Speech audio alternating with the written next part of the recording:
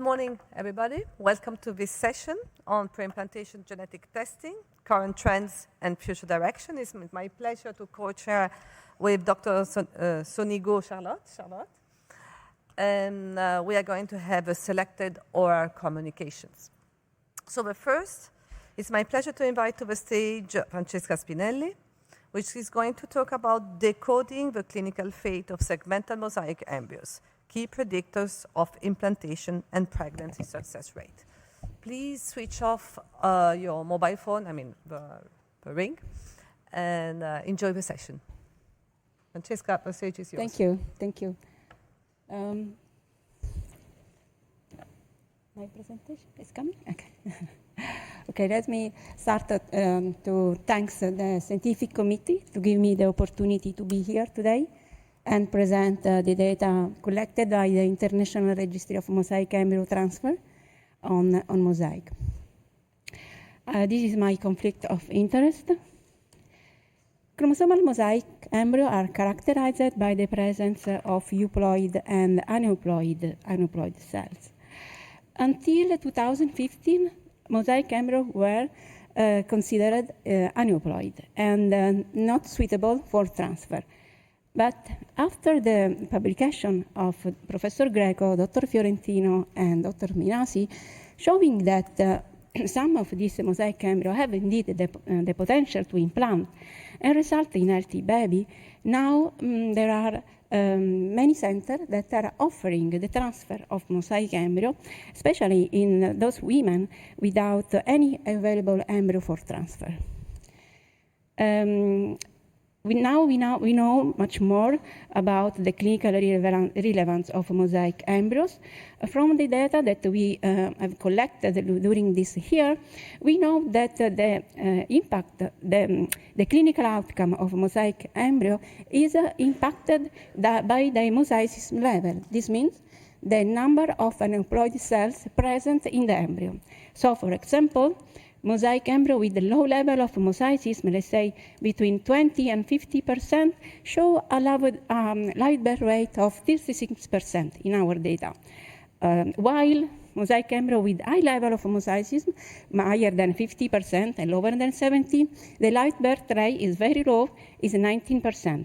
Both values are, of course, lower than those obtained with the transfer of euploid embryo, that is about 52%, and of course higher than those obtained with the transfer of aneuploid embryo. Actually, in our database, we have 0 live birth rate, and if you are interested, you can have a look on the poster number 589.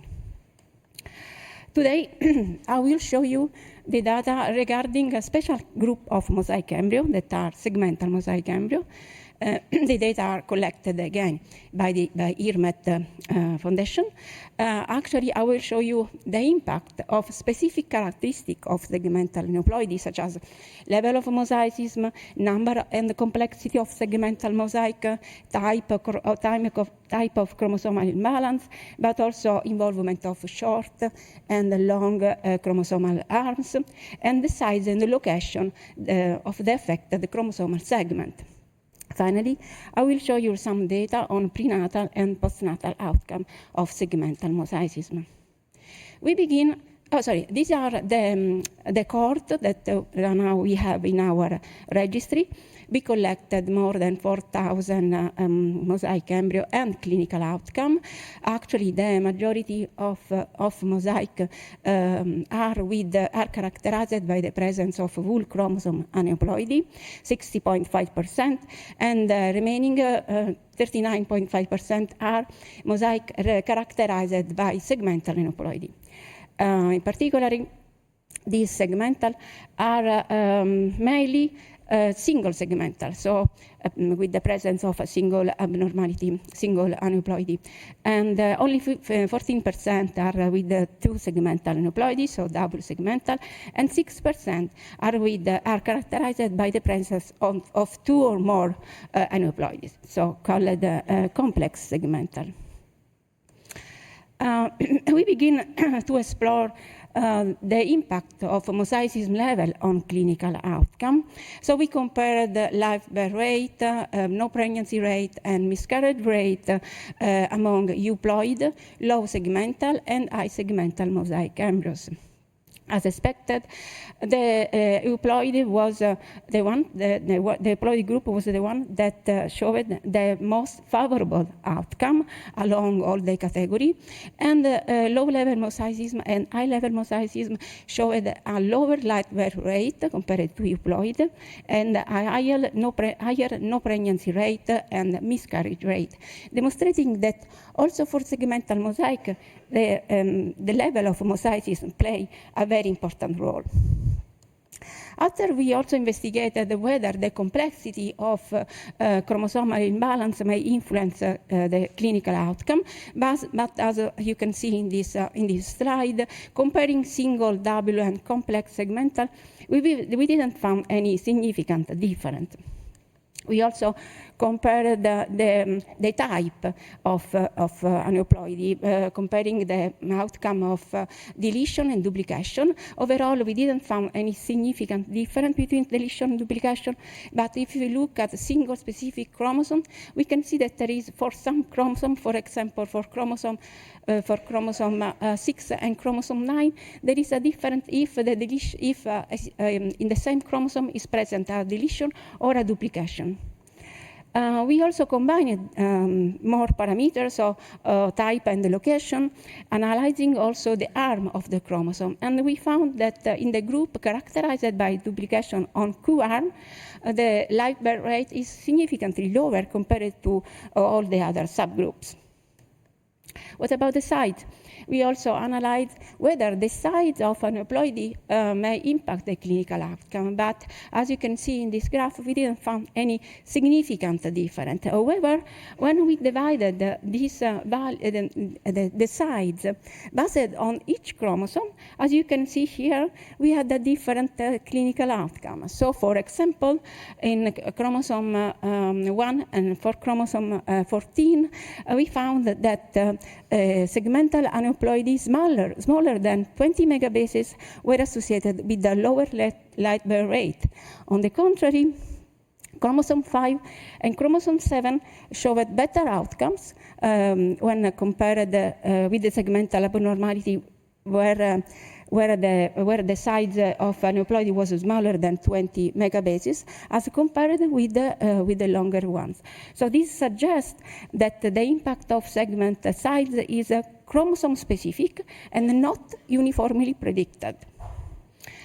So we also performed a deeper analysis, so dividing each chromosome in different size categories.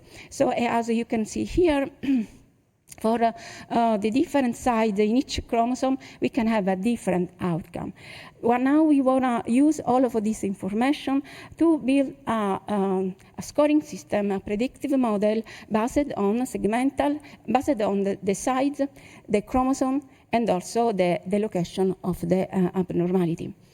Regarding the prenatal and postnatal outcome, among all the group of segmental mosaic that were transferred, 571 resulted in a live birth, and some of these pregnancies were also analyzed for prenatal with the prenatal test or postnatal test, actually 238, and we analyzed with different kind of genetic tests. And if you are interested to have more information about the prenatal outcome, you can look the poster by Leciso, number 593.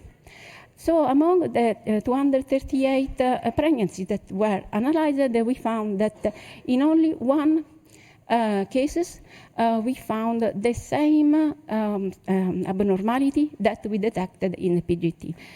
The case was a segmental mosaic for chromosome 1, actually a deletion on P arm of chromosome 1, and exactly the same abnormality was found also in amniocentesis and in the POC.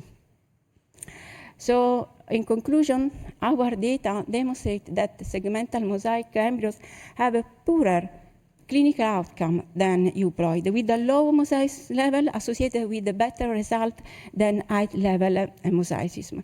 No significant difference was observed between single segmental, double segmental, and complex segmental, but of course we need more data because the group of segmental, complex, and double was limited, so we need to collect more data on this. Very importantly, we found that the specific segment size on specific chromosomes were associated with the significantly different outcomes, so it's important also to characterize the abnormality and the size in a specific chromosome. And we now, as I mentioned before, we want to use all of this data to develop a predictive tools model that take in consideration all of these parameters, so segment size, type, and chromosome identity. We are also interested in study specific genes within the affected region and how and if this gene may in some way influence embryo viability and clinical outcome. Finally, our prenatal and postnatal test detected among all our cohort only one pregnancy with the same alteration detected in the PGTA. So finally, I would like to acknowledge all the center and all the laboratory that participated to this data collection. Actually for us, it's very important to have many centers, many different centers, and because it's very important at this point to have data to do specific classification and specific analysis among all different kinds of mosaic embryo. I want to also thank, of course, the ESHRE board, in particular Emanuele Viotti, Svetlana Marjukova, and Andrea Besserer. I invite you to visit the website of ESHRE. Now ESHRE is a no-profit foundation, so you can have a look on our website and write your question, ask your question, more information through our mail. So please go and have a look on our website. And of course, I would like to thank you for your attention. Thank you. Thank you very much. So the paper is open for discussion. So we have one question online. Francesca, yeah. We have one question online, or maybe I will start with that, and then we have two questions here in the floor. So the health of the other baby was fine. Yeah. And what would be the mechanism that you may imagine why we cannot find the segmental aneuploid? Is it a technical issue or it is a biological self-correction?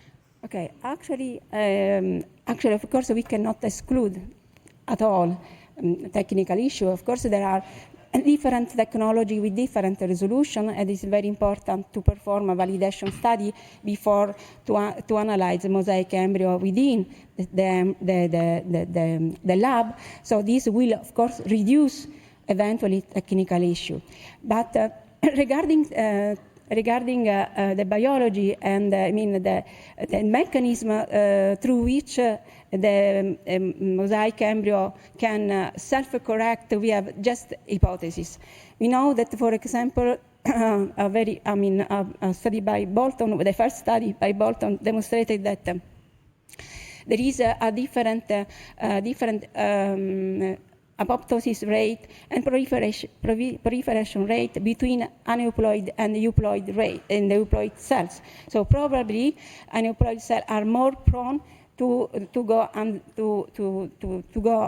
in apoptosis, and also the proliferation rate is slower than euploid cell. Probably, so during a post-implantation period, aneuploid cells are in some way discarded, and the embryo become euploid. This is one of the hypotheses. Well, this is a very little aneuploidy, so it's very difficult to imagine that it has such a big effect on mitosis. I don't know who is first.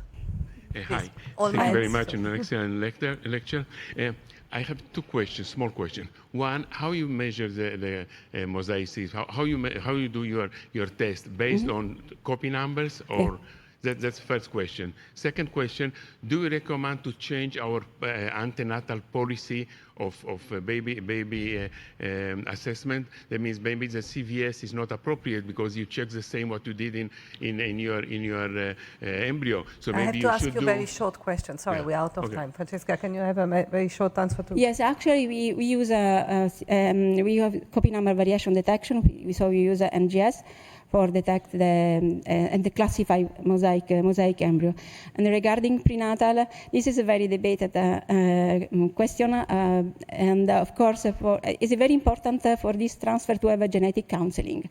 And the genetic counseling can address the patients about the prenatal test that need to be performed. Depend on the mosaic, depend on the embryo, of course. Last question, short, please. Yes. Do you have a long-term register for health of this baby born? Because this may be very dangerous by genetics. It's very dangerous because this may be a long-term problems with health, very strange, because of mosaicism. Thank you for the question. Actually, we don't have a long term. We collected a high number of prenatal and postnatal and observational study. But our idea is also to perform long-term follow-up for the baby. It's very important. Yes. Thank you. I think it's very nice to close with the idea of register and follow-up.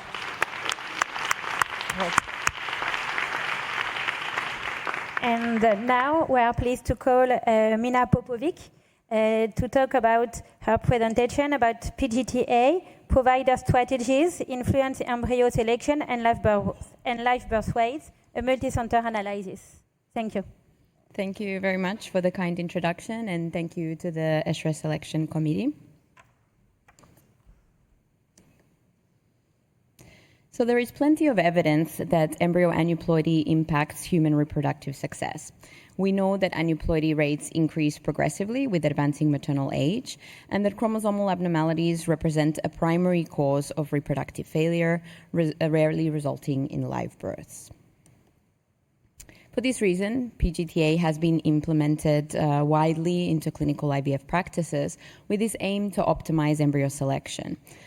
However, there is currently no universal standard for defining euploidy, and this leads to considerable variations in the reported results among genetic testing providers.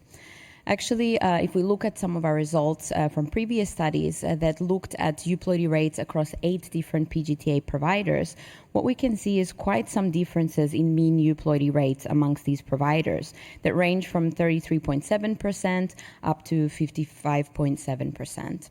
And this also translates into the number of cycles with at least one euploid embryo available for transfer. Again, we see a lot of variability amongst providers that can differ from, say, 70% up to over 80%. Differences in platforms, in the bioinformatic pipelines, and mosaicism interpretations and reporting all influence the proportion of embryos that are deemed suitable for transfer. And the clinical relevance of these inter-laboratory differences still really remains unexplored. So understanding these variations will really be essential for improving standardization in PGTA. So the objective of our study was to evaluate how provider-specific PGTA strategies influence embryo selection and live birth rates following single euploid embryo transfer. So to address this question, we designed a retrospective cohort study that included over 9,600 PGTA cycles from 11 centers that were operating under the same network. The study included results, PGTA results from over 40,300 blastocysts. These were all analyzed using a trifectoderm biopsy and next-generation sequencing. But the results were available from 3 commercial PGTA providers, which we labeled as A, B, and C. And we also considered the outcomes following 8,491 euploid single embryo transfers. For the analysis, we employed a multivariate logistic regression. We adjusted for several confounding factors, and the key outcomes we considered were euploidy rate, the probability of having at least one euploid embryo available for transfer, and also the live birth rate per transfer. And we also looked at interactions between maternal age and the provider. And here you can see the breakdown of the different of the PGTA results across the different providers, with provider A having the largest number of PGTA results. And also here you can see the breakdown of the euploid single embryo transfers, provider A again being the largest provider. If we look at the demographic characteristics across the cycles, as I mentioned, the study included 9,630 cycles. Mean maternal age was 35.8 years, mean paternal age 37.7 years. The majority of embryos were biopsied on day 6 and then day 5, whereas around 7% of embryos were biopsied at day 7. And also importantly, we considered the non-informative PGTA results, so inconclusive results, and here the average was 1.7%, with not much variability amongst the providers. So if we look at the overall results of our entire cohort, the mean euploidy rate was around 40%, and it ranged from 63.1% for patients less than 35 years down to 18.3% for patients over 42 years. And the live birth rate per euploid embryo transfer was relatively stable across the maternal age groups, with a slight drop-off for patients over 42. We then further looked at predictors of live birth following euploid single embryo transfer. We looked at several different characteristics. When we look at cycle parameters or patient parameters, here we observed that high BMI had an effect with lower odds, that affected the odds of live birth, so lower odds with a higher BMI. Endometrial thickness, the thicker the endometrial, the higher the odds of live birth. And also we saw a slight effect on program cycles in their effect on the odds of live birth. If we look at causes of infertility, we observed a slight effect of uterine factors, which led to lower odds of live birth. Also, embryo quality had a slight effect, with poor ICM quality leading to lower odds of live birth, and also embryos that were biopsied on day 7 had a lower odds of live birth compared to those biopsied on day 6 and day 5. If we look at the live birth rates across all the providers, here we actually compared them to SART data from 2023 in order to be able to find a good reference for our analysis. And as we can see, quite some variability already amongst the providers, but provider A was the most similar to the SART data, so we used provider A as the reference for our analysis. If we now look at the results for per provider, firstly looking at provider B and their euploidy diagnosis, what we can see is that they actually applied more permissive criteria for diagnosing euploidy when compared to provider A, particularly in patients less than 42 years. So in our adjusted analysis, we can also see that the odds of euploidy were higher for this provider for patients over the age of 42. However, in this case, this didn't translate to higher odds of having at least one euploid embryo available for transfer, although if we look at the percentages, we do see that there is a higher rate for provider B. If we look at the chance of live birth for provider B compared to provider A, here, quite remarkably, we see a reduced chance of live birth across all maternal age groups. And this was confirmed in our adjusted statistical analysis. Then if we move on to provider C, looking at, again, first euploidy diagnosis, here we see that overall, compared to provider A, provider C applied more stricter criteria for diagnosing euploidy. And we see this across several age groups for patients less than 35, 35 to 37, and 38 to 40. And here we see this effect also translating to the chance of having at least one euploid embryo available for transfer, which was lower also for these age groups. And when we look at the chance of live birth here, we actually observe no difference between provider A and provider C. So if we now compare the results across all the different providers, we can see that there are distinct reporting approaches. And if we look in terms of the live birth, provider A actually had a significantly lower live birth rate compared to provider A, whereas provider C had equivalent live birth rates to provider A. So what this suggests is that the provider strategy strongly influences outcomes, and different providers apply different diagnostic thresholds for diagnosing euploidy. These non-standardized interpretations may actually result in large differences in euploidy rates, in the number of embryos available for transfer, and most importantly, in the live birth rate per transfer. These are not trivial differences. We can see how this plays out. If we look and imagine that the green line is the expected biological euploidy curve, when providers use more permissive criteria, the reported euploidy rates are artificially inflated, even at younger age groups. And this creates, and on the other hand, if we look at more restrictive providers, they report lower euploidy rates. And this creates clear clinical trade-offs. A more permissive approach may lead to transferring embryos with lower implantation potential or higher miscarriage risk. A more restrictive approach may actually mean fewer embryos available for transfer, and this may result in potentially excluding embryos that could have resulted in a healthy live birth.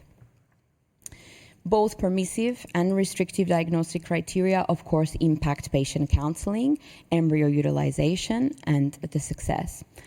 And clinics should really recognize these trade-offs and discuss them with their PGTA providers. They need to tailor these decisions to their patient population and closely monitor provider thresholds and also outcomes. We continuously see this lack of standardization in the PGTA field, and this continues to limit confidence in PGTA results. This variability may also contribute to the failure of randomized controlled trials to demonstrate a consistent benefit for PGTA, and they also really may mean the difference between success or failure, often for the most vulnerable patients.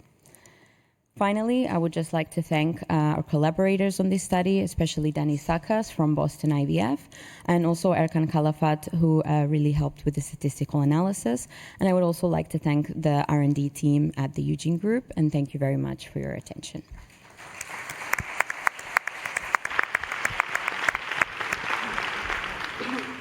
Thank you very much. We have one question. Thank you for the excellent presentation. Just want, of course, you were talking about different centers, right? Different genetic testing laboratories. No, I mean the centers that provide these embryos, are they different centers? Yes, they are different centers. However, in our analysis, we control for the clinics, and we didn't see actually differences amongst these clinics. They are all part of one network, and they are using the same approach for embryo biopsy and the way they collect the material for PGTA. So you don't think that the centers have any influence on which lab you're sending? In this study, I don't think they do, but I think that this is a consideration, and it needs to be controlled for in any studies that are looking at differences amongst providers or clinics. Thank you. Thank you. Another question here. Hi, Mina. Great Hi. talk.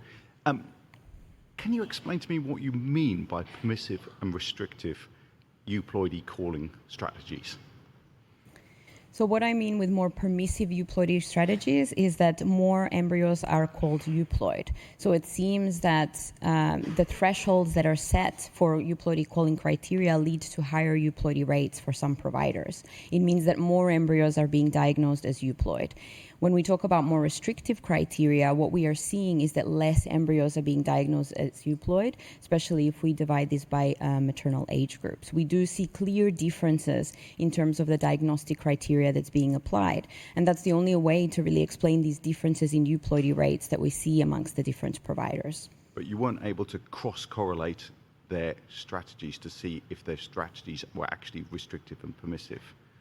We did look at the diagnostic criteria, and we do see some differences in the threshold that they had set for diagnosing euploidy. So they use different cutoffs also. Thank you. Thank you very much. Thank you.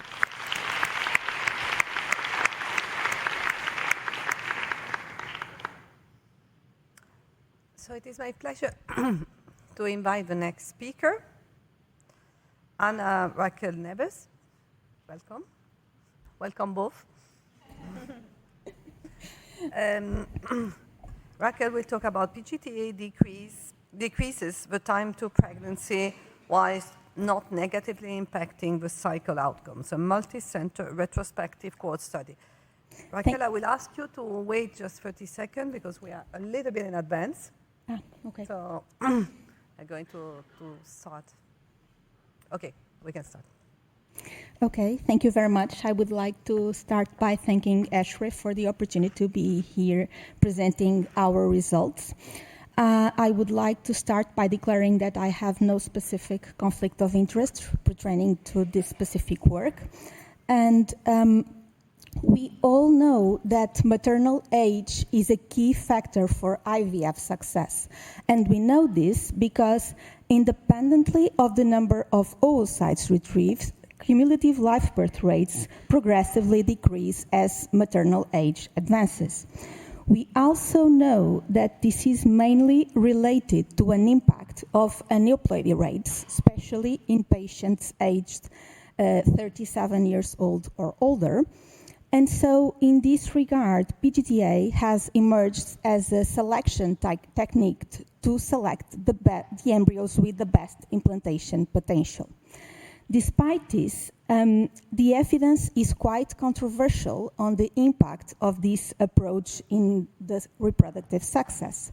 And although studies suggest that in good prognosis patients, meaning young patients, patients with more than 2 available blastocysts, there doesn't seem to be a significant impact of PGTA in reproductive outcomes as implantation, clinical pregnancy, and live birth rates remain comparable. The evidence is quite controversial on the impact of this approach in advanced maternal age patients. Also, we know that beyond successful outcomes, patients prioritize the time needed to achieve their pregnancy. And there is indeed a gap in the literature regarding the impact of PGTA on time to live birth and also on the effect of maternal age on this association. And so our study question was whether PGTA affected time to pregnancy in advanced maternal age patients. We performed a multi-center retrospective cohort study, including EV clinics in Portugal and Spain. We included patients aged 35 years or older undergoing their first autologous cycle with an oocyte retrieval performed between April 2022 and December 2023, and the study period was selected to assure that the same provider and the same methodology was analyzed throughout the study period, and propensity score matching was performed to adjust for age, number of oocytes retrieved, and the year of oocyte retrieval. Patients were divided in 2 groups, those who were planned to undergo PGTA and those who were not planned to undergo PGTA. And following propensity score matching, 1,440 patients were included in each group. Our primary outcome was time to live birth, and secondary outcomes were live birth rate per embryo transfer and the cumulative live birth rate. Despite propensity score matching, the age was slightly higher in the PGTA group, with a mean age of 38.7 years in the PGTA group, compared to 37.7 years in the no PGTA group. Despite being older, PGTA patients had a slightly better ovarian reserve, but no differences were observed in terms of oocytes retrieved, number of blastocysts in the end of their first treatment, and in both groups, approximately 20% of patients did not have available blastocysts in the end of their first stimulation. In the PGTA group, 3,761 embryos were analyzed with an euploidy rate of approximately 53%. In this group, 45% of patients did not have available embryos to transfer, whether because they didn't have blastocysts in the end of the stimulation or they didn't have euploid blastocysts to transfer. we analyzed 1,600 first embryo transfers in the no PGTA group and 980 transfers in the PGTA group, and a significant difference was reported regarding live birth rate, 44% in the PGTA group compared with 29% in the no PGTA group. But no differences were seen regarding the cumulative live birth rates. We then performed time to event analysis using weighted Cox regression analysis, and we saw that, as we can see here, the time to live birth was relatively stable in the PGTA group, but in the no PGTA group, a significant increase in time to live birth was seen across all the age groups, being statistically significant in patients aged 38 years or older. Taking the 6-month interval as the reference period, we can see that the probability of a transfer leading to a live birth remains relatively stable in the PGTA group, whereas it progressively decreases in the no PGTA group. Naturally, the widening of the confidence intervals is due to the progressive decrease in the number of patients analyzed. So to conclude, regarding our primary outcome, PGTA does decrease time to live birth in patients aged 38 years or older. As we already knew, it increases the live birth rate per embryo transfer across all analyzed age groups, but similar cumulative live birth rates were observed in both groups. Of course, we acknowledge the limitations of the study regarding especially its retrospective design, and also the fact that we only analyzed the first stimulation cycle per patient, so we don't have the results regarding the multi-cycle approach. But we also think that these results are important to improve our patient counseling. And thank you very much for your attention.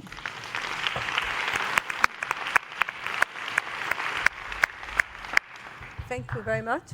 We have some time for questions, so Thank you. I'm a bit puzzled by your presentation because you show us that in almost 50% of the case, you don't have embryo transfer. And we don't know in which category you don't have embryo transfer. And then you give us the results by embryo transfer, and not by cycle or by intention to treat. So for me, this is completely biased, and we know that if you start either by the cycle or the intention to treat, PGTA doesn't work. So I don't think we have this knowledge. And there were the data on cumulative live birth rate I saw. Yeah, so this was intention to treat. So patients were either intended to perform PGTA and they did perform PGTA, or they were not intended to perform PGTA and they didn't perform PGTA.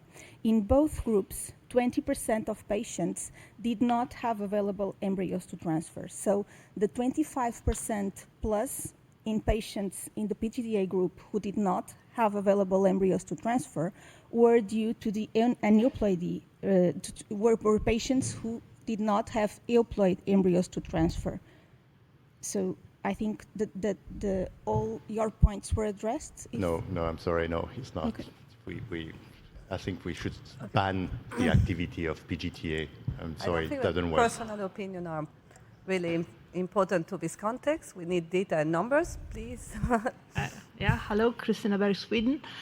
Maybe you answered the question already, but I was not clear if you included those 44% who did not have employed embryos in your time to live birth, or is it only those who got an embryo transfer? That's my question. So time to event analysis was performed only in patients who performed embryo transfer, because the time was considered the time between the stimulation and the transfer leading to the live birth.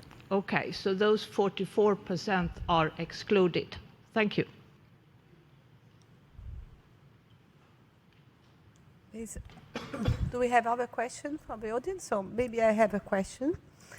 When thinking about time in number of months, the protocol is very important and the patient commitment. So where the patient really committed to come back to make the embryo transfer every month, because maybe some patient will simply not come back to make the second embryo transfer, take more time. So did you have a specific protocol to make sure that the patient were really exploiting the 6 months to make the transfer? We did not. This was a retrospective analysis, so we could not perform that control of the timing between transfers. Okay.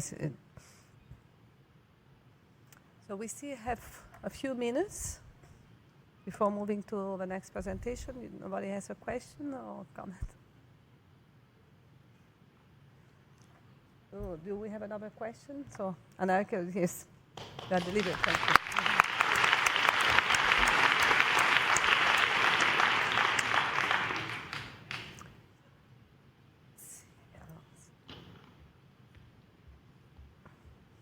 So in the meantime, we are going to call the next speaker. Take your time. I call Dr. Ilun Sui to the stage.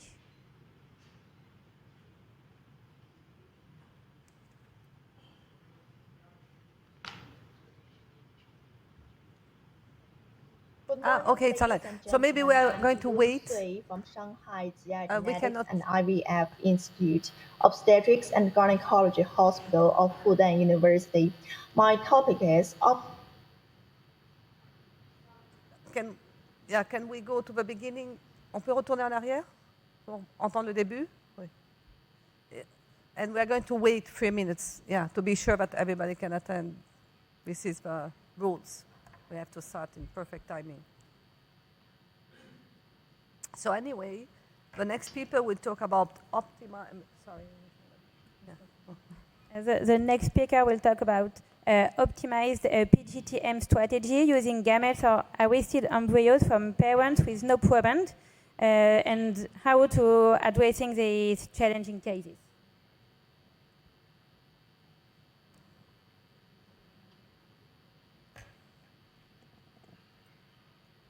Good morning, ladies and gentlemen. I'm Ilun Sui from Shanghai GI Genetics and IVF Institute, Obstetrics and Gynecology Hospital of Fudan University.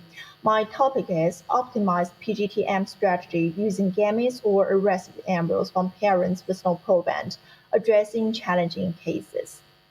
These are my declarations. The authors declare no competing interests.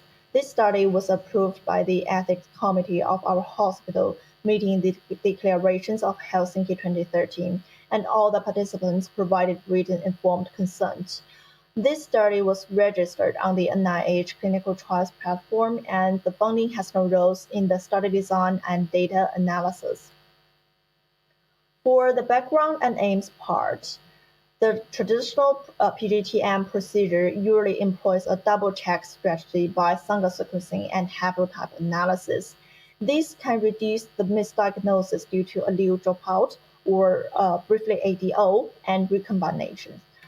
In cases where the proband sample is unavailable or when identifying the embryo as proband is challenging, studies have shown that the single sperm or the second polybody can be used for the proband identification.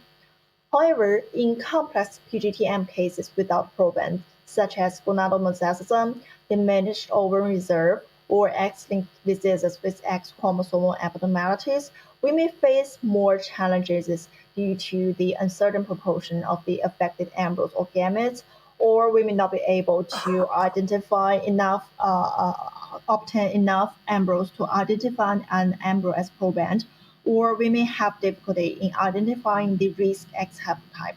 So this study aims to optimize haplotype construction in these complex PGT-M scenarios.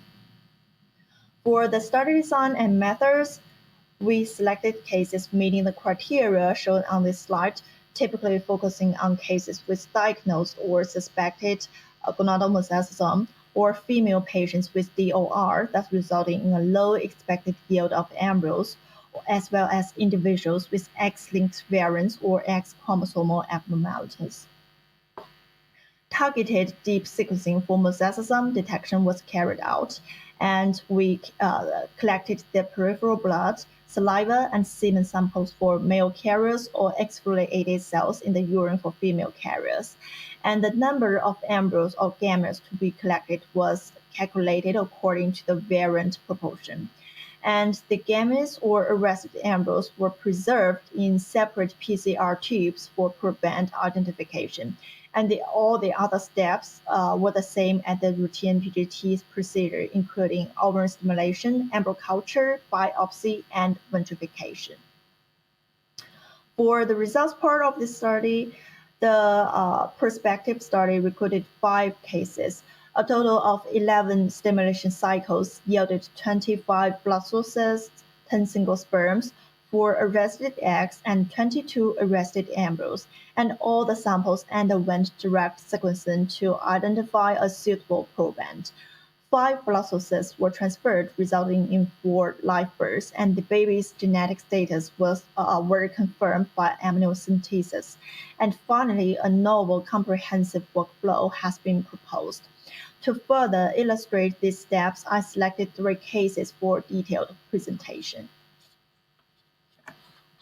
The first case was a family who experienced the sudden death of the only daughter at age 7 due to severe heart attack, and trial tests revealed the father as a de novo carrier of the pathogenic SN5A variant. And as the daughter's DNA samples were unavailable, we planned to detect proband in their blood sources. And in the 6 blood sources we obtained, both paternal haplotypes were identified, but all of them showed wild-type SN5A by Sanger sequencing. And this raised concerns about mosaicism or allele dropout and questioned the reliability of using Sanger sequencing only. And then we conducted targeted deep NGS and reviewed a mosaic pattern of the variant allele in this male, and the variant was around 22% in the sperm. And based on this proportion, we isolated 10 single sperm cells for sequencing, and only sperm 3 was found to carry this mutation. And then linkage analysis associated this variant with the haplotype shown in blue, suggesting that the embryo possessing this haplotype shown in red should be more safe. And embryo 6 was transferred and resulted in a healthy live birth.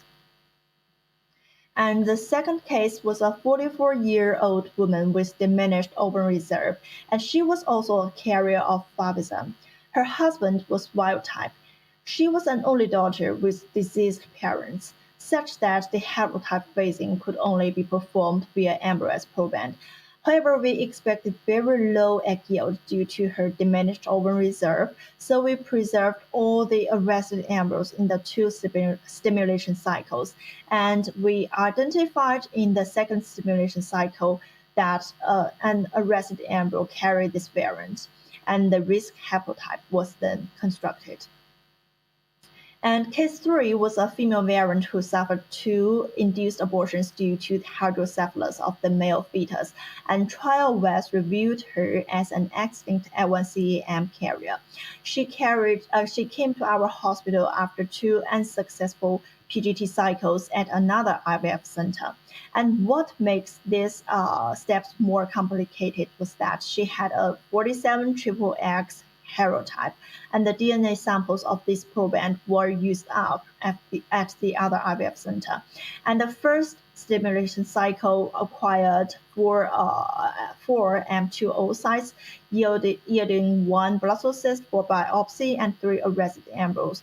Among the arrested embryos, we identified a hemizygous carrier, and this served as the risk haplotype identification.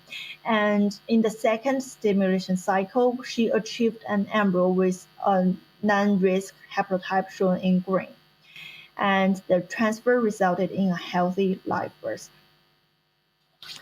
So to handle similar complex PGTM cases, we proposed an optimized PGTM workflow. We collected single sperms, arrested embryos, and arrested oocytes as backups after ICSI and during embryo culture. And this methodology is cost-saving, labor-saving, and does not harm embryos. It is particularly crucial for cases with de novo variants and without probands, especially when the phenotype of this variant carrier is atypical or the number of embryos is estimated to be extremely low. And in conclusion, this study provides a creative approach in challenging genetic landscapes without a traditional proband, and further studies involving large cohorts are essential to further validate and refine this methodology. Thank you.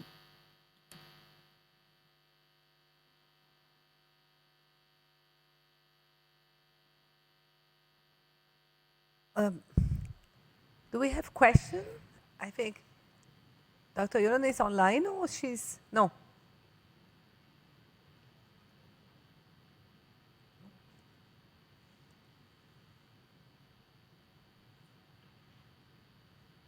We have 10 minutes to wait, in any case.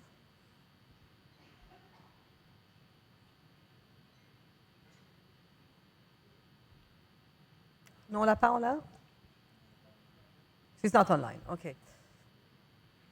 I don't know if anybody wants to make a comment on this paper, on this presentation, because we will have to wait until 11 for the next presentation, to be sure. No, cannot. Something else? A joke in Italian? Just because my voice is very, very down. So. Oh. J'entends pas. J'entends pas, pardon. Non, on ne peut pas appeler le prochain, parce qu'on doit garder le timing, parce que qui doit venir à 11h pour voir le prochain, c'est les rules, that's the ESHRE rules. Huh? We have to wait 11, because if somebody is coming to attend the next presentation.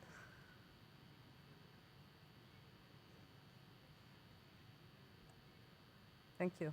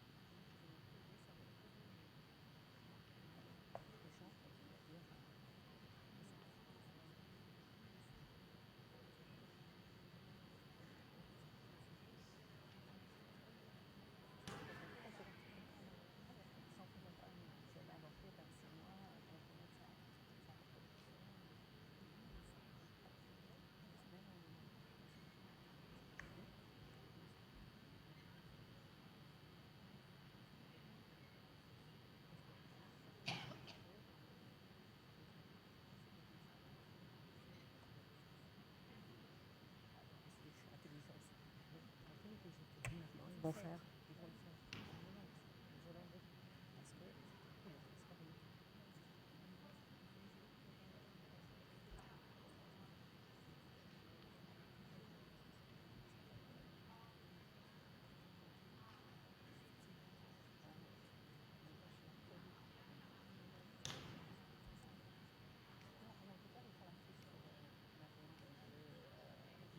Enfin, pour les chromosomes 16-18. 21, 22, ceux qui sont...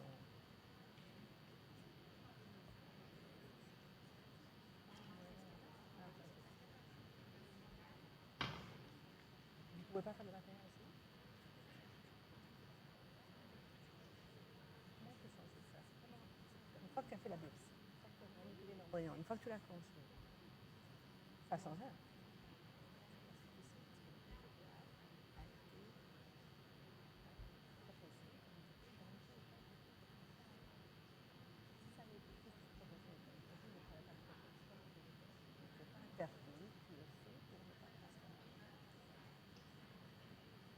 Ça aurait marché. Enfin, depuis avec les Américains, ils ont été dire que double grossesse, triple grossesse. Oui, tu ne changes pas.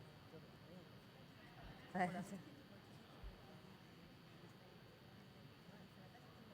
Cumulative. Mais elle l'a montré. Elle a fait par transfert. Le pont, c'est un transfert.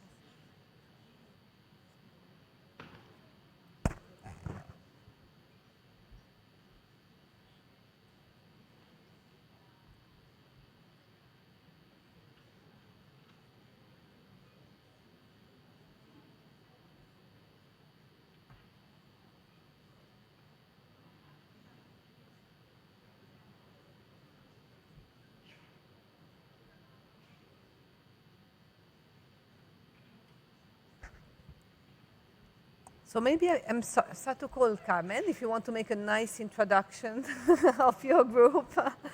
We have a couple of minutes in advance. Yeah, just to avoid people leaving the room. Carmen is. Maybe Carmen, you can just introduce. Yeah, you can just introduce your center, your work a little bit more. Okay. Okay. So, we still have a couple of minutes before starting, so you can just, I don't know, do something to... Okay, I don't know if somebody else wants to share anything here, so... The stage. Okay, well, I'm Carmen Rubio. I'm working at iGenomics. Now it's part of VitroLife Group. We work in genetic testing. We have been doing this, the team, we are there for more than 30 years, so I have been working with many people around here, so I always say I feel I'm among friends when I am in these sessions. And I think that we all have gone through different technologies along these years, and we have been working trying to improve PGTA. This is my disclosure. And I like to say always that competition and all the controversies regarding the utility of PGTA has made us work better. So I have to thank all these important constructive criticisms to try to work better. And one of the very important things is just to give a real result when we are saying an embryo is euploid, aneuploid, segmental, mosaic. And I think that many of us here in this meeting, we are trying to find a way of giving better diagnosis. Because I think that we all believe that aneuploidies are important. We know that aneuploidies result in miscarriages, failure of implantation, or even live birth. But we need to diagnose properly these aneuploidies, not to discard embryos with potential viability. So I have seen, and we are going to have many, many approaches this year and in the next years to try to address this situation in the field. So we have been working for a long time during different technologies. You all know how the field has evolved. We have been very happy with NGS, that is the truth. But we are realizing that there are new challenges in the field. For example, what to do with atypically fertilized oocytes, that I think it has been so surprising to see that we can have euploid embryos from abnormal PN configuration. So we have been incorporating, as many other labs in the last 2-3 years, the SNP arrays to our NGS test. And mainly the original intention was to try to identify ploidy alterations in embryos with normal fertilization and with abnormal fertilizations. But since we have the SNPs and the information, we can check for contamination. It's not frequent, that is the truth, but we can check for cumulus cell contamination and exogenous contamination. And also without the need of the parental DNA, we can also try to have a reassurance that all the embryos belong to the same cohorts, that the sibling relatedness. So this is what we have been applying in the last years, and what I'm presenting here is mostly the experience of my colleagues in the lab in Brazil and in Spain.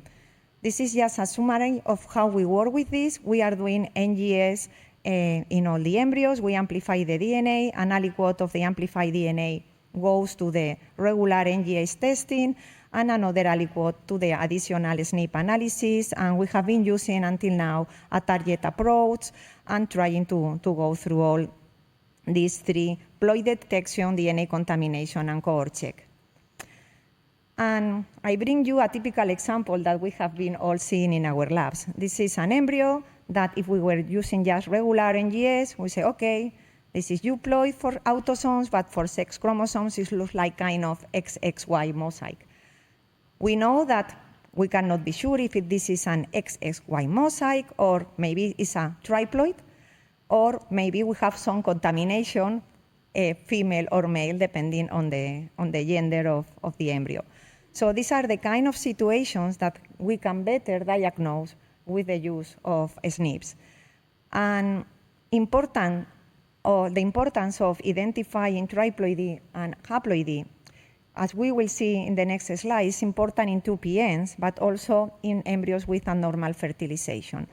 And sometimes we receive the information of the PN configuration, but other times we just receive blastocyst biopsies that we don't know if they are coming from normal or abnormal fertilization because we are a reference lab. So I think it's important to consider that the identification of haploidy and triploidy in the samples that we receive, it makes a lot of sense because we know that haploidy and triploidy can result in failure of implantation and in miscarriages. And as an introduction, I'm bringing here the results or the last publication from my colleague Laura Girardi. This is just an example of the expected incidence of ploidy abnormalities in embryos with a 2PN, with a normal fertilization. And I think this is more or less what we are observing in different labs with different platforms, that maybe about 1% of the embryos with 2PN can be triploid, and maybe 0.2, what we have here, can be haploid, being most of them diploid. In this study, that it was very preliminary, we were only testing ploidy for the embryos that were euploid by NGS. So these results correspond to embryos that were already euploid, and then we apply the SNPs. And if we go to the atypical fertilization, I think it's super interesting what we are realizing now, that how it changed when we have an static evaluation of the PN configuration, regular incubator, and look at the fertilization in a microscope, or if we can have a dynamic evaluation of the fertilization with the time-lapse system. So we know that we have more accurate evaluation of the fertilization in time-lapse systems. And here you have just an example of the incidence of diploids. That means how many diploids we can have from 0 PN, from 1 PN, 2.1 PN, or 3 PN, and how this differs from conventional or static PN evaluation compared to time-lapse. And as an example, if we have 0 PNs with static evaluation, you can see that a huge percentage can be euploid-diploid. However, if we don't see PNs in a time-lapse system, this is a short sample size, but you can see that in most of the cases they are real haploid. So time-lapse evaluation of the fertilization is giving us some extra information. But in both cases, we can see that when we have 1 PN, still we can have euploid-diploid blastocysts, and also in cases with 2.1 PN. And I think that the 2.1 PN are those cases in which if we have nice blastocysts, most of them are going to be euploid-diploids or can be rescued for transfer. And if we have very clear 3 PN, then the probability of having a good euploid-diploid embryo decreases.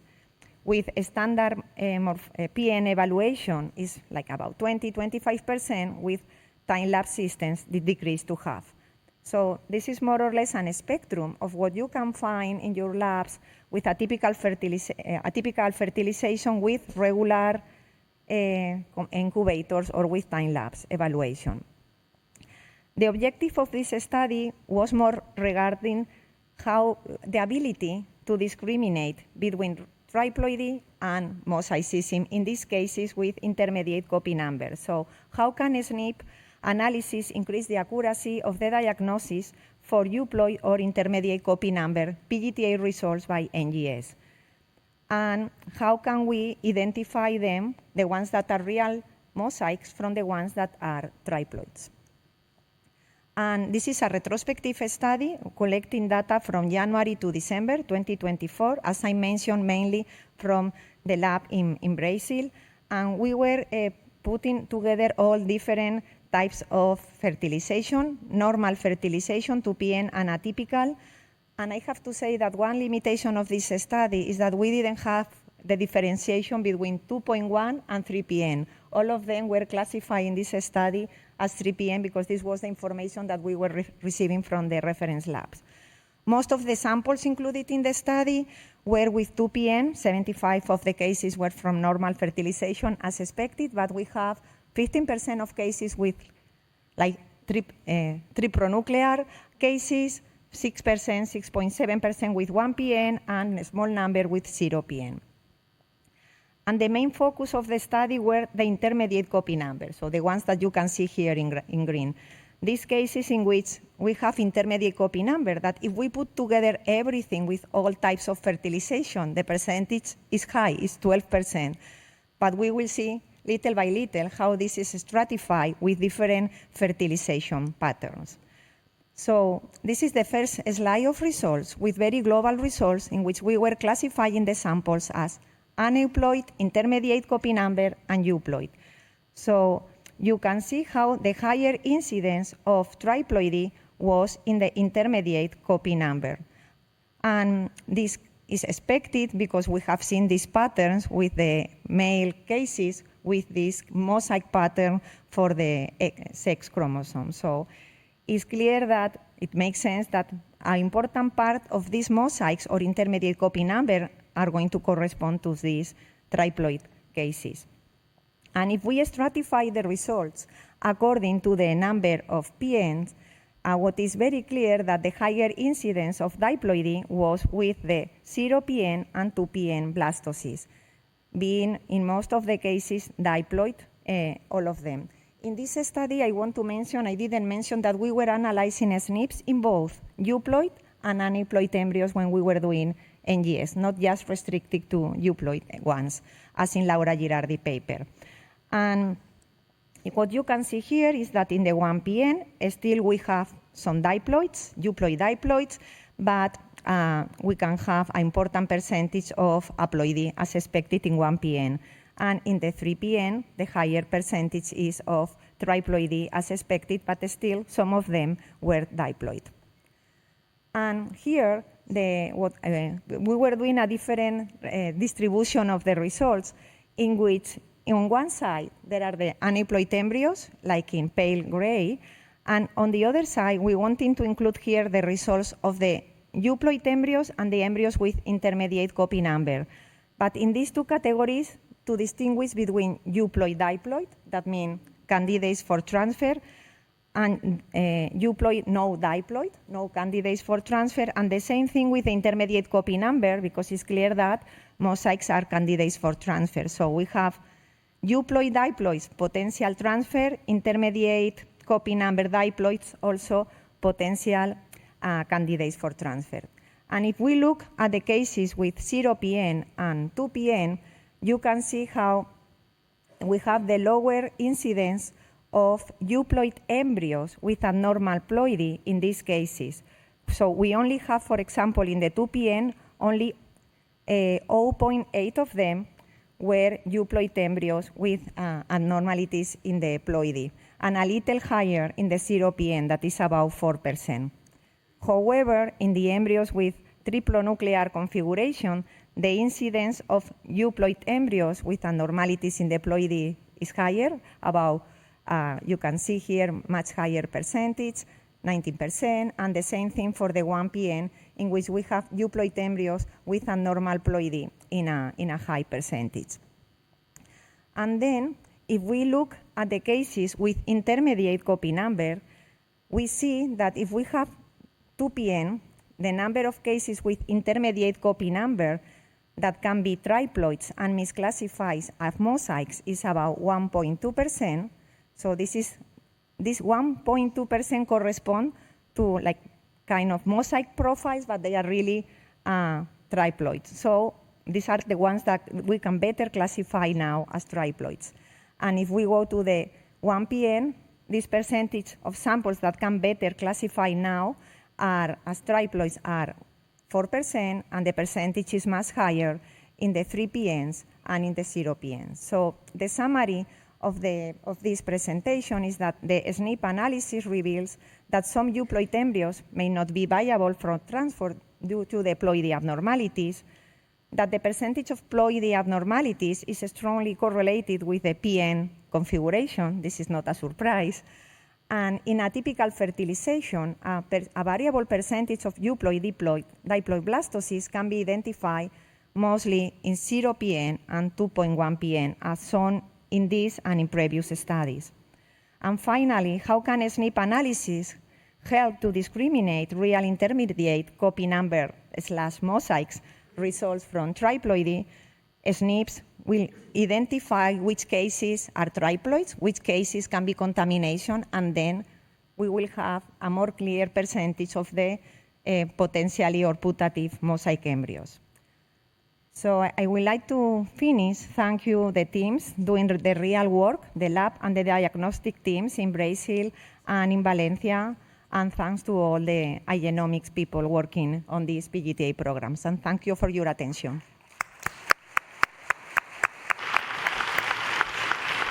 Thank you, Carmen. We are back on the right timing, so congratulations.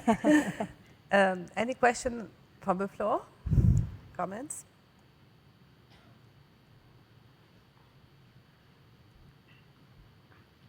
Thanks for the great talk. Just quick question. So there is a new terminology, euploid, but not diploid. I'm a little bit confused. What does it mean, euploid but not diploid? Okay, euploid is like we have like no aneuploidies, so no trisomy, not monosomies, but we don't know these euploids if they have a single set of chromosomes or 3 sets of chromosomes. So when we say diploid, it means no aneuploidy, but 2 sets of chromosomes. This is very important, and it was not considered before, but just we typically we introduce this concept after seeing what a typical fertilization. Yeah, and I think we need to teach or to train about this concept mainly clinicians, because when I think that the general concept is that when we were saying euploid, this is normal and that's all. So I think this is a new concept that we need to incorporate mainly for clinicians. Yeah. Please. Thank you, Carmen. Olga from Leuven.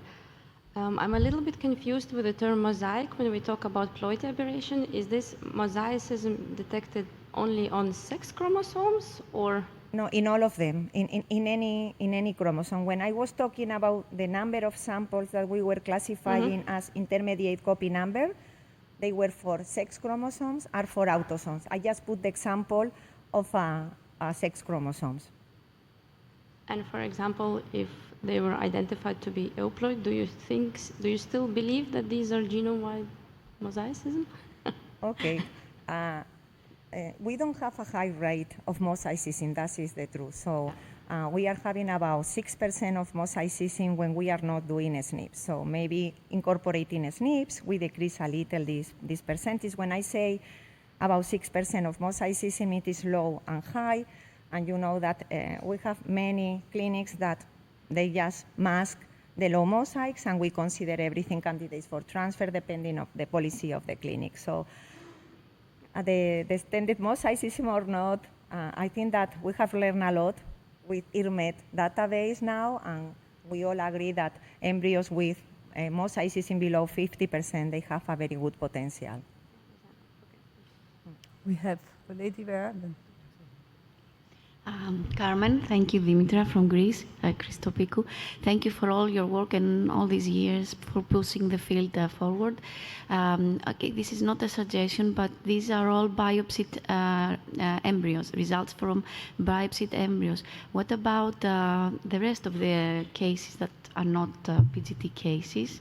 And what about the fertility check? I mean, do you have any idea the recommendations of the rest of the IVF cycles considering the fertility check? Yeah, this is a very good question, and I think that in many embryology forums we are trying to understand this. So I think that in regular IVF it makes sense to have like dynamic fertilization with time lapse. I think there are more and more labs having different systems of time lapse fertilization. So I've been many years in an IVF lab. if I would be now in an IVF lab, I would like to have a time-lapse incubator just to check better for fertilization. We all have suffered the stress of going to the lab one morning and not seeing any PM, for example. So I would like to have a time-lapse incubator in general. And then there are many different approaches on how you can use the genetics to support on this. So if even with a time lapse, you have a surprise of having, I have only one embryo, it's a 2.1 PN, I feel like I am not sure what to do, you can always do a PGTA in this embryo if you don't want to do in the other one. So I think now we are opening our mind to different approaches, even for patients that they are not PGTA patients. Okay, thank you very much. Last question here, Carmen. Dr. Faki from Lebanon, thank you for your excellent presentation. If you are in a clinical situation where you have only one 3PN, which reaches a blast stage, a very beautiful blast, and you don't have other choice, the patient refuses to make PGTA, do you transfer or you don't transfer? I would not recommend, in my opinion, this is always something that you need to evaluate, but the field is recommends not to transfer a triploid embryo, even if it reaches blastocyst, because there is an important risk of miscarriage. So we recommend just to do a genetic testing in these embryos with a typical fertilization. So you don't transfer? You don't transfer? No. Yeah, you can consider, and I say it's my opinion, okay, and the results that we are having, just to do a genetic testing, including SNPs. And you think that 2.1 PN and the 3 PN have the same outcome? No. 2.1 PN, they look very different from the 3 PN, and there are several IVF clinics looking at the size of the PN and the relative size. So I think that we will need to collect more data. Maybe with more data, we have a better prediction for this 2.1. So for me, giving opportunities is for this 2.1. So from the 2.1 and from 3.1, how much percentage is really euploid and normal? From 2.1, how much you think is euploid and normal and can be transferable? Okay, well, we have seen in the paper from Laura Girardi that we were doing the study only with euploid ones. If you have 3 real PNs with a static evaluation is about 25%, they can be euploid diploid, only 25%. If you are looking, checking the fertilization in a time-lapse incubator is only about 12%. So the risk of an abnormal outcome is much higher than the risk of a normal outcome. Thank you very much. Thank you. Thank you. Thank you, Carmen. Last but not least.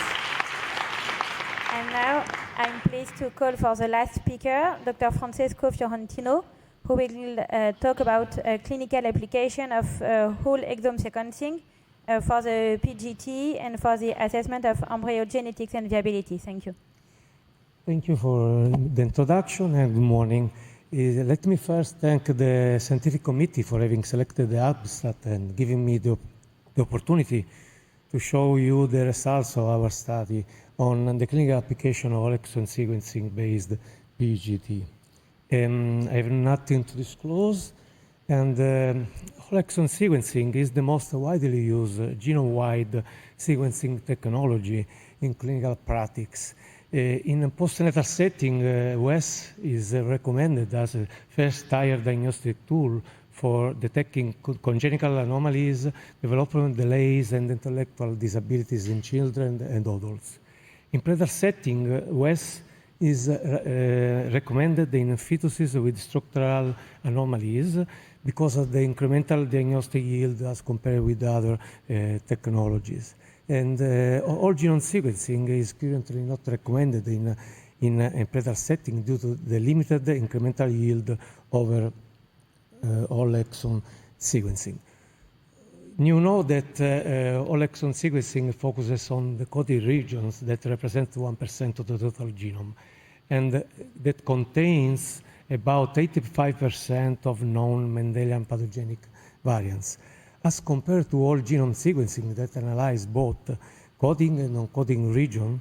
Whole exome sequencing provides a higher sequence depth, a lower cost, and a easier data interpretation. While WES is well established in postnatal and prenatal diagnostic, its application in PGT remains technically challenging, especially because of the limited quantity and quality of DNA available from a trophectoderm biopsy. The main advantages in using whole exome sequencing in PGT lies on its ability to screen embryos for hundreds of genetics monogenic disorder. But not only, because PGT-West integrates PGT-A, PGT-M, and PGT-ESHRE in a single test, it enables simultaneous detection not only of inherited and de novo genetic disorder, but also aneuploidies, chromosomal mosaicism, segmental imbalances, uniparental disomy, triploidy, and microdeletion and microduplication syndrome, and in general pathogenic copy number variants. The most interesting feature of West-based PGT is related on detection of de novo mutation that are missed by the current PGT methods. They are undetectable via carrier screening and are associated with severe genetic disorders. The aim of the study was to implement and validate a West-based PGT approach for detection of inherited disorders, de novo mutations, aneuploidies, and structural chromosomal abnormalities in a single test. We aim to evaluate the visibility of PGT-West for comprehensive genetic analysis of IVF embryos. We designed a prospective study involving a double-blind parallel evaluation of exome sequencing alongside conventional PGT methods. Blastocyst embryos were biopsied, and trophectoderm cells, DNA from trophectoderm cells, were analyzed after whole genome amplification, and whole genome amplification products were analyzed via whole exome sequencing and conventional PGT methods simultaneously. NGS was performed with higher sequencing depth in order to improve the detection of potential allelic imbalance deriving from strong preferential amplification occurrences.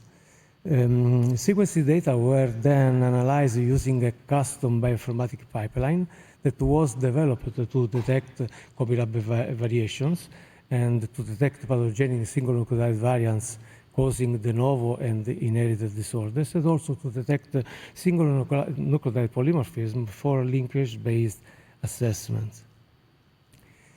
The accuracy of PGT-West was assessed by testing embryos generated in PGT-M cycles from couple at risk of monogenic disorders, and we compared the results with the diagnosis obtained using the conventional PGT methods.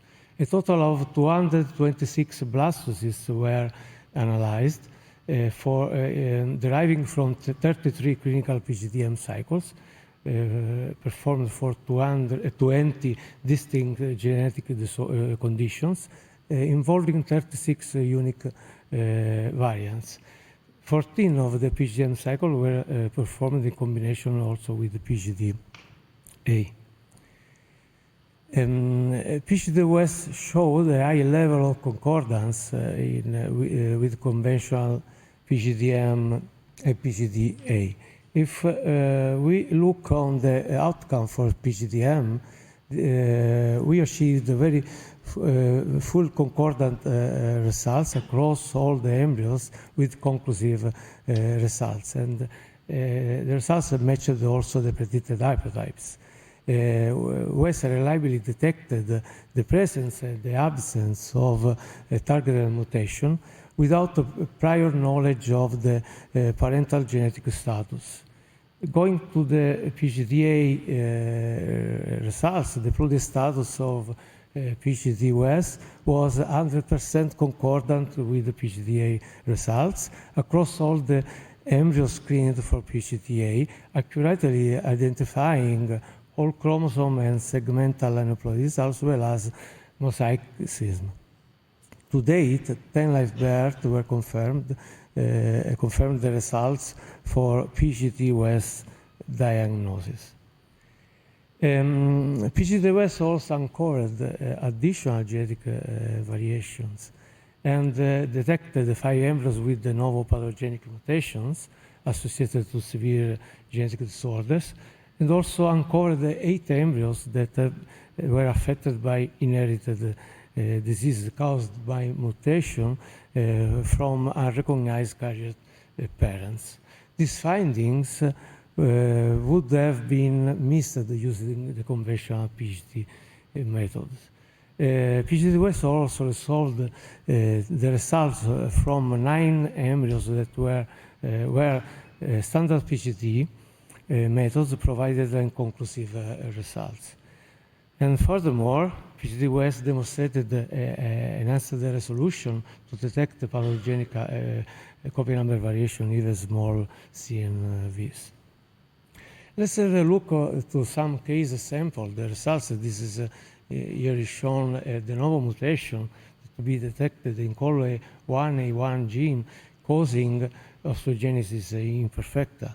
And this is an embryo with a de novo mutation in MECP2 gene causing Rett syndrome. And this is a case sample of a de novo mutation in the SCN1A gene causing Dravet syndrome. And this is another example of a de novo mutation from SYNGAP1 gene causing SYNGAP1 related intellectual disability. We also, as I say, detected some inherited mutation from deriving from parents that were a recognized carrier. Here is shown an embryo mutated for GLA in the GLA gene causing Fabry disease. And in this slide is shown a compound heterozygosity for the ATP7B gene causing Wilson disease. Now I'll show you some case example for de novo copy number variants. In this slide is shown a duplication, as you can see here, a duplication of in chromosome 17, P12, of 1.4 megabase. This duplication is related, associated with the Charcot-Marie-Tooth syndrome type 1A, as you can see here on the bottom of the slide. And this is another example, as you can see, highlighted by the arrow, of 2.3 megabase duplication in chromosome 22q11. This duplication is related to a well-known microduplication syndrome 22q11, as you can see here in the bottom of the slide. And finally, you can see here, I don't know if you can see, is highlighted by the arrow, a very small deletion that is close to the D. George syndrome location, and is a deletion in the chromosome 22q11, and it was scored as a pathogenic variant because it was found in affected patients.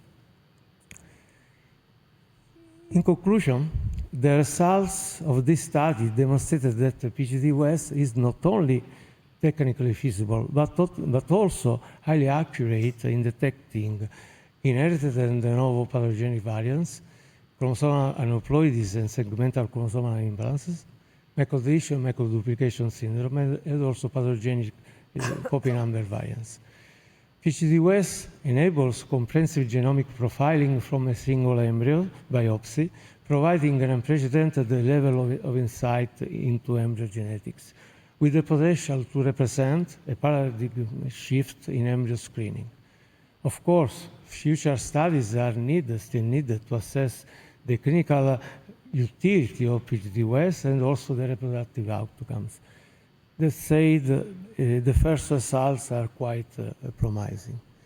I'd like to conclude thanking people that have contributed to this study, the colleague from Genesis Clinic, Genesis Genoma Lab in Athens, and also Genomica Lab in Rome. Thank you for your attention.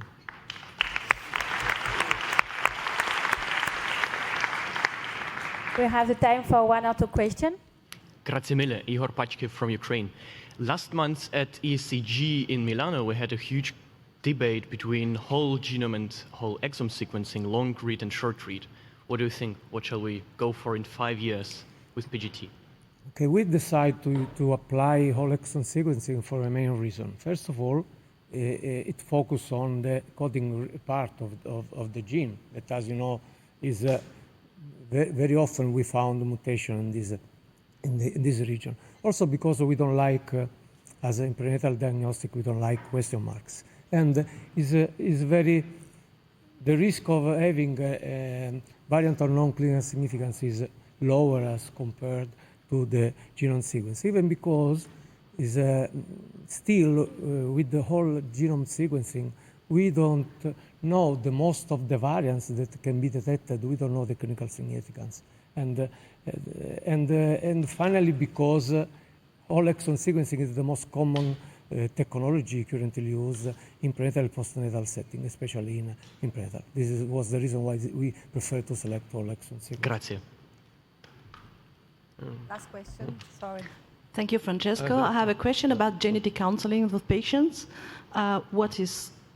What information is given before PGT-Wes, and of course, what is information given after PGT-Wes? Where do you go? Which kind of variants are you looking at, and which embryo will be transfer or not transfer? Okay. You pointed out on an important point. Genetic counseling is very important, applying such method, because the results, you can achieve very different results. You can achieve, of course, a variant of non-clinical significance, and we decide, as we do in prenatal diagnostic, do not disclose this information. Otherwise, it will be very difficult to manage also the results of the embryos. The second point is related with the findings, unexpected findings. And to date, we preferred to avoid to disclose such findings, even, for example, related with the predisposition to cancer. And we inform the patients about this policy, and we agree with them accordingly. This is what we are doing for the future in approaching couples offering such kind of tests. Thank you very much. It's time to close the session. I would like to thank my co-chair and all of you.